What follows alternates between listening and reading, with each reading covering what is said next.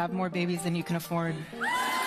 The same donor network that funds Turning Point USA built a privatized foster care and child welfare system, while children suffer and die in it. The federal government doesn't track the amount of taxpayer dollars that goes to these companies, nor do they track the amount of children that die in their care. It makes sense why private equity bought in. They secure guaranteed government income, bypass civil and criminal enforcement, and exploit low liability clients, which are abused and neglected children. It is so low risk that when children continue to die in their care, they get away with it and get more government money to take care of more kids. They've been successful at increasing their profits. For example, when laws change and the severity of abuse that a child needs to experience in order to be removed from the home increased, significantly fewer children entered foster care. And these companies were able to drastically increase the amount that they get paid per child, because the amount of taxpayer dollars that they received for it stayed about the same or increased. For example, in Texas, a facility can receive up to $244,000 just for the placement cost.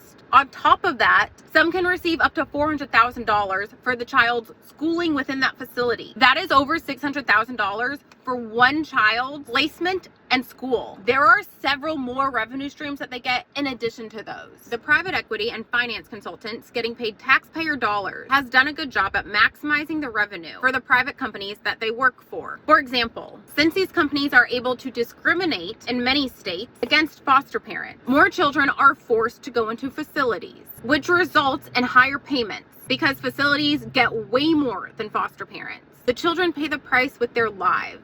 Inside these facilities, many have died, and the facilities continue to get more kids. And outside these facilities, children are being left in dangerous homes. Thousands of children die in the U.S. from abuse and neglect.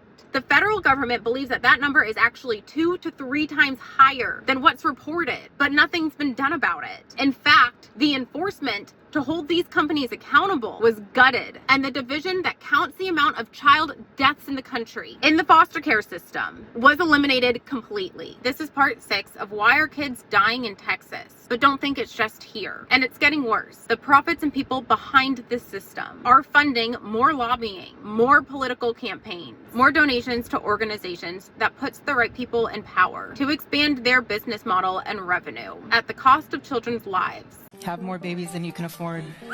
Have all the kids you want. I will continue to fight for them. Just know that they are up against a multi-billion-dollar system where her donors are waiting to turn them into corporate revenue.